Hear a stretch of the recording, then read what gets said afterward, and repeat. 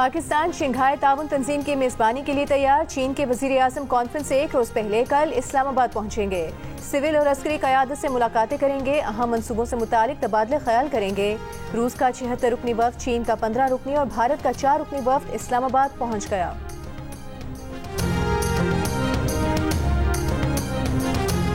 बानी पीटीआई से मुलाकात करा दो। 15 अक्टूबर को डी चौक पर एहतजाज मुलतवी कर देंगे। तहरीक इंसाफ की शर्त। नून लीग ने पीटीआई का मुतालबा मुस्तरद कर दिया। दलाल चौधरी का कहना है कि पीटीआई एहतजाज का सिर्फ सोच सकती है, एहतजाज करने की हिम्मत उसमें नहीं।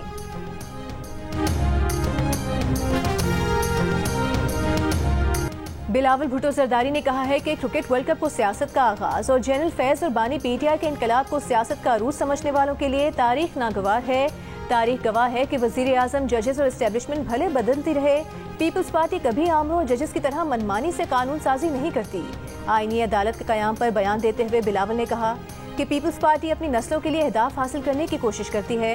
सुप्रीम कोर्ट के जज जस्टिस दुराब पटेल के तजुर्बे ने साबित किया कि विफाकी आईनी अदालत जरूरत थी। जस्टिस पटेल ने आईनी अदालत का ख्याल आसमा जहांगीर, आए रहमान और दीगर से शेयर किया था। आसमा जहांगीर और आए रहमान जस्टिस पटेल के ख्याल से मुत्तफिक थे। 26वीं आईनी तरमीम उजदत में नहीं की जा रही, हालांकि ये काफी अर्सा पहले ही हो जानी चाहिए थी।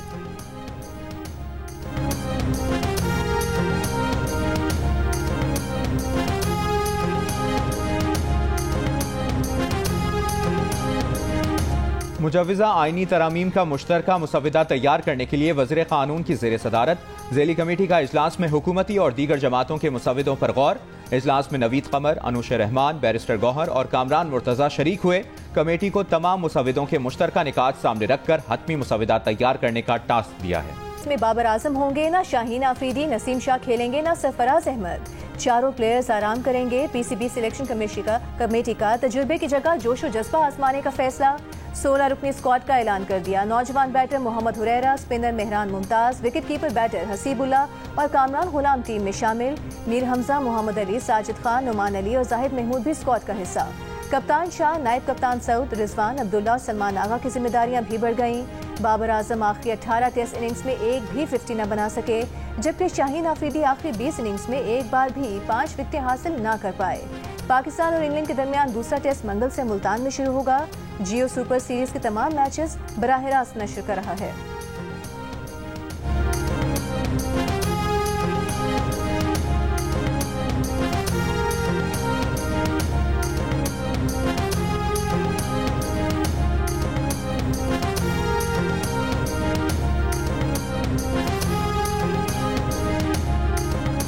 विकेटों की तैयारी में कोताही, खिलाड़ियों के फिटनेस के मयार में तनज़ुली, फिटनेस टेस्ट की तकमील में नाकामी, तमाम मामले के जिम्मेदार डायरेक्टर इंटरनेशनल करार। पीसीबी चेयरमैन मोहसिन नकवी की सरबराही में होने वाले इजलास की अंदरूनी कहानी सामने आ गई।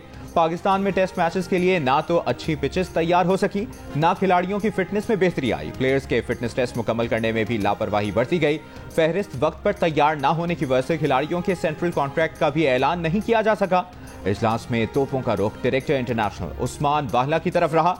फिजियो और स्ट्रेंथ एंड कंडीशनिंग कोच की कारकर्दगी पर भी सवालात उठाए गए। पाकिस्तान क्रिकेट बोर्ड ने शोबा इंटरनेशनल का नया सरबराह लाने का फैसला कर लिया। वज़ीर आला पंजाब मरीम नवाज ने अपनी छत अपना घर प्रोग्राम की मंजूरी दे दी। Punjab housing and town planning agency के इजलास में बताया गया कि अपनी छत अपना घर पोर्टल पर 5,44,000 लोग रजिस्टर हो चुके हैं। वज़ीर आला पंजाब की दरखास्त दहिंदगान के कवायद की तस्दीक का अमल बर वक्त और तेजी से जारी रखने की हिदायत। मरीम नवाज ने प्राइवेट पार्टनरशिप से हाउसिंग प्रोजेक्ट मुकम्मल करने का प्लान तलब कर लिया। इजलास में रवा माली साल के लिए 34 अरब 73 करोड़ के सरप्लस बजट की मंजूरी भी दी गई। बिजली तकसीमकार कंपनियों में करप्शन रोकने के लिए तैनात किए गए एफआईए अफसरान बिजली तकसीमकार कंपनियों से मिल गए। करप्शन ना रुक सकी। एफआईए अफसरान की मिलीभगत से बिजली तकसीमकार कंपनियों में करप्शन होने लगी। वजारत दाखिला ने पावर डिवीजन को खत लिख दिया। डिस्कोस में करप्शन की तहकीकात के लिए वजारत दाखिला के एडिशनल सेक्रेटरी की सरबराही में तहकीकाती कमेटी बना दी गई।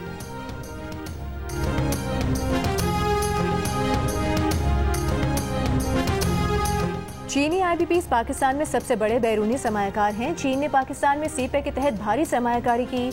वजीर खजाना मोहम्मद औरंगजेब का इस्लामाबाद में तकरीब से खिताब।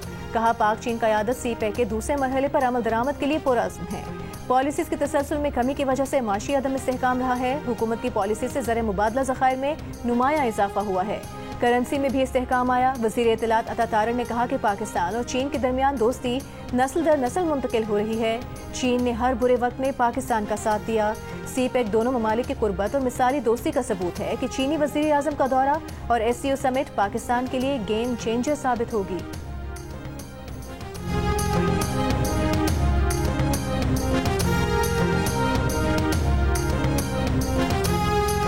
लाहौर में घी और ऑयल की कीमतों में 50 रुपये फी किलो तक का इजाफा। दर्जा सोम का घी 390 से बढ़कर 440 रुपये, दर्जा दोम 450 से बढ़कर 470 रुपये और दर्जा अव्वल के घी की कीमत 480 से बढ़कर 490 रुपये फी किलो हो गई।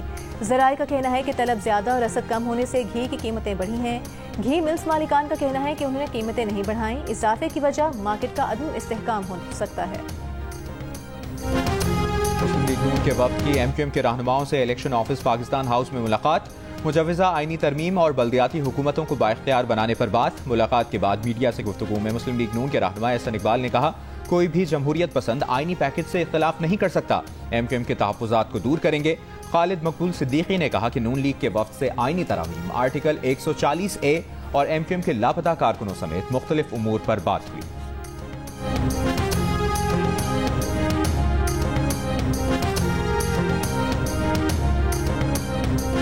मंजिल नहीं, रहनुमा चाहिए। अबे मंजिल चाहिए भाई, रहनुमा को चाटना है हमने, मंजिल नहीं मिलेगी तो साले। अरे इनकी मजलूमियत हम समझ सकते हैं। हमने ये वाला काम किया जो ये कर रहे बेचारे। हमने भाई को खुश करने के लिए हमने सारे काम किए। MQM ने भी PTI को 15 अक्टूबर के एहतजाज की कॉल वापस लेने का मशवरा दे दिया। मुस्तफा कमाल ने कहा कि दुनिया की कोई रियासत ऐसे मौके पर एहतजाज की इजाजत नहीं दे सकती। PTI वालों की मसलूमियत को MQM से ज्यादा कोई नहीं समझ सकता। हम इस मरहले से गुजर चुके हैं। हम भी कहते थे कि हम ना हो हमारे बाद और मंजिल नहीं रहनुमा चाहिए, मगर अब समझ आई है कि रहनुमा नहीं मंजिल चाहिए। रहनुमा को क्या चाटना है, इसीलिए हमने रहनुमा ही फारिग कर दिया।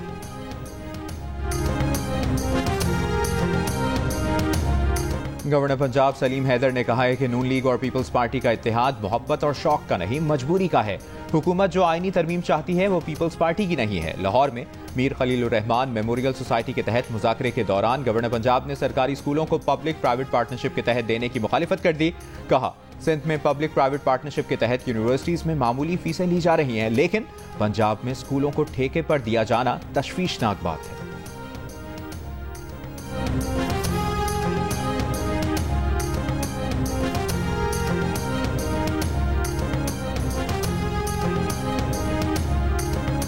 सिंध में तो स्कूल्स हैं ही नहीं, जो हैं उनमें जानवर बंधे नजर आते हैं। इम्तहानात में नकल और सेंटेंस का बिकना रिवाज है। वज़ीर इत्तलात पंजाब अज़मा बुखारी का गवर्नर पंजाब को जवाब। कहा, पंजाब के 7 अजला शरह ख्वानदगी में आज भी टॉप पर हैं। कराची के 2 इलाकों और हैदराबाद के अलावा बाकी सिंध में शरह ख्वानदगी 0 है। तहरीक इंसाफ वाले काम गवर्नर पंजाब ने शुरू कर दिए।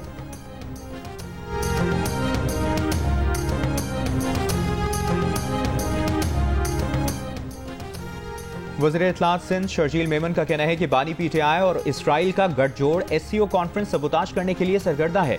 PTI क़यादत पाकिस्तान की सलामती और खुद मुख्तारी पर मुल्क दुश्मन मफादात को तरजीह देती है। बानी PTI पाक चीन दोस्ती को नुकसान पहुंचाने के लिए चीनी सदर के दौरे को सबूताज करने की साजिश का हिस्सा रहे हैं।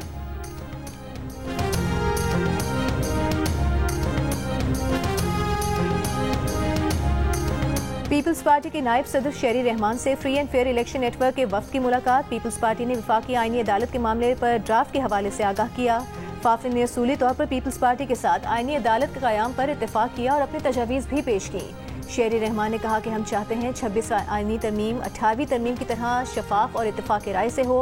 बिलावल भुट्टो जरदारी की हिदायत पर सिविल सोसाइटी को वसी तर मुशावरत का हिस्सा बना रहे हैं।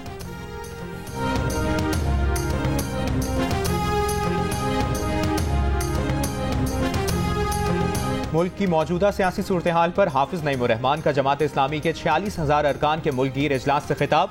कहा, हक दो तहरीक का मकसद अवाम को हक दिलाना है। जब तक रावलपिंडी मुआहदे पर अमल दरामद नहीं होगा, जद्दोजहद जारी रहेगी। हुकूमत को हर सूरत बिजली के बिलों में कमी लाना होगी।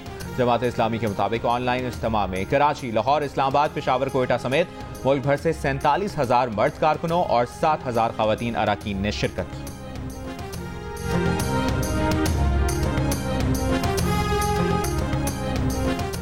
ईरानी दिफाई तजियाकार अब्बास इस्लानी का कहना है कि खित्ते में मुकम्मल जंग की सूरत में ईरान इसराइली हमले का जवाब देगा। डायरेक्टर GSSI अनीस इंजेन ने कहा कि ईरान के पास कोई नई टेक्नोलॉजी नहीं है। सऊदी तजियाकार हुसैन अशिमरी ने कहा कि इसराइल के लिए अमरीका और यूरोप से मशवरा किए बगैर किसी भी जौहरी तंसीबात को तबाह करना बहुत मुश्किल है। ईरानी दिफाई तजियाकार डॉक्टर फवाद इजादी का कहना था कि ईरान अपनी फौजी जरूरियात के लिए बाहर की ताकतों पर इन्हिसार नहीं करता। बैन अक़वामी माहिरीन की जियो न्यूज़ की खुसूसी ट्रांसमिशन वॉर रूम मशरिक़ वस्ता में गुफ्तगू।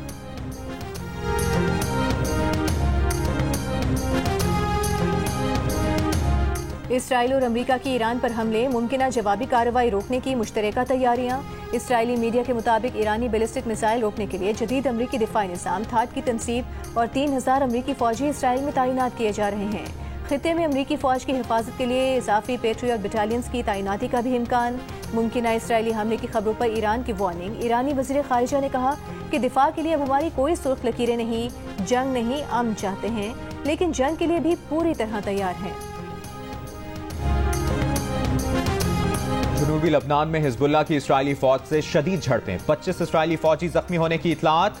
शिमाली इसराइल में हिजबुल्लाह के रॉकेटों से कई मकामात पर आग लग गई। इराकी मुजाहमतकारों के भी इसराइल पर ड्रोन हमले। लबनान में इसराइल के हमले जारी, 15 शहरी जाँ बहक। अक़वाम मुत्तहिदा अमन फोर्स के 5 एहलकार जख्मी। नेतन्याहू का अक़वाम मुत्तहिदा अमन फोर्स पर हिजबुल्लाह को इंसानी ढाल देने का इल्जाम। जनूबी लबनान से निकलने का कह दिया। गजा में जबालिया कैंप का इसराइली मुहासरा 9 रोज से जारी। बमबारी और ड्रोन हमलों में 300 से ज्यादा फलस्तीनी शहीद। हमास ने ड्रोन से इसराइली फौजियों को निशाना बनाया। गजा में पोलियो वैक्सीनेशन का दूसरा मरहला कल से शुरू होगा।